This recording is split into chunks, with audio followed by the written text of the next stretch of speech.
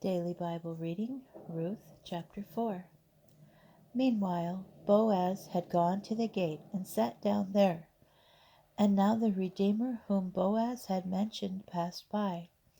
He called, "Come over and sit down here, so and so." And he came over and sat down.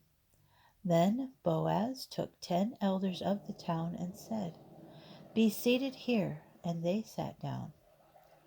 He said to the Redeemer, "Naomi, now returned from the country of Moab, must sell the piece of land which belonged to our kinsman Elimelech.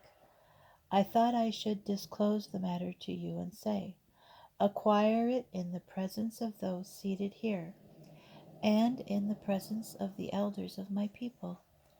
If you are willing to redeem it, redeem. But if you will not redeem, tell me, that I may know. For there is no one to redeem but you, and I come after you." "I am willing to redeem it," he replied.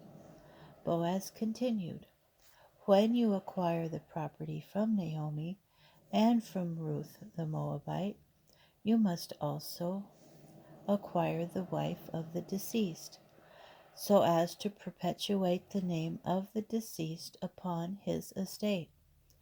The Redeemer replied, "Then I cannot redeem it for myself, lest I impair my own estate. You take over my right of redemption, for I am unable to exercise it." Now this was formerly done in Israel in cases of redemption or exchange. To validate any transaction, one man would take off his sandal and hand it to the other. Such was the practice in Israel. So when the Redeemer said to Boaz, "Acquire for yourself," he drew off his sandal. And Boaz said to the elders and to the rest of the people, "You are witnesses today that I am acquiring from Naomi all that belonged to Elimelech and all that belonged to Chilion and Mahlon.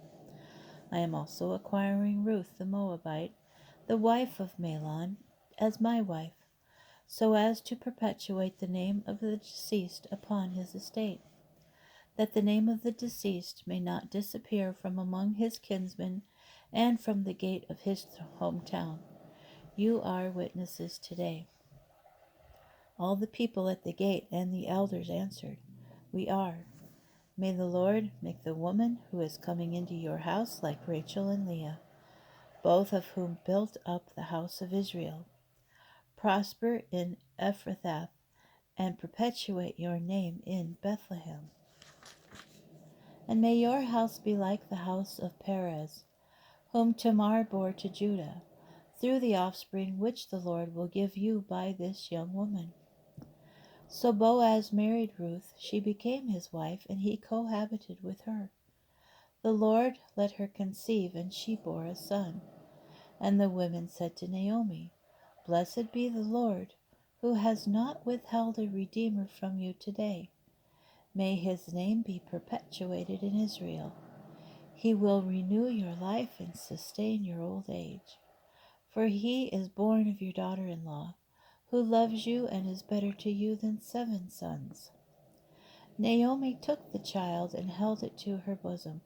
She became its foster mother, and the women neighbors gave him a name, saying, "A son is born to Naomi." They named him Obed. He was the father of Jesse, father of David. This is the line of Perez. Perez begot Hezron. Hezron begot Ram. Ram begot Amminadab. Amminadab begot Nahshon. Nahshon begot Salmon. Salmon begot Boaz. Boaz begot Obed. Obed begot Jesse. And Jesse begot David.